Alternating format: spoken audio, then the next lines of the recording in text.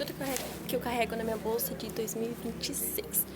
Exatamente, eu fiz outro vídeo de meu material de 2026, então agora eu vou fazer tudo que eu carrego, porque tem coisa nova, gente. Vamos começar por essa daqui.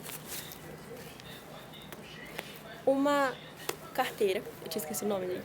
Uma carteira que eu vou colocar meu cartão e meu documento, mas no momento não tem nada. Não tem nada aqui, então só tá aqui mesmo para ocupar espaço, mas eu vou usar logo. No segundo bolso temos, eu coloquei aqui, ó, 2 chaveirinhos, um de gloss e um do Stitch. Segundo bolso. Aqui temos a parte mais importante, que no caso é a necessaire. E eu vou mostrar pra vocês tudo que tem na minha necessaire. Vamos começar por uma xuxinha, naqueles dias que eu esqueci de cabelo preso e tiver educação física com calor.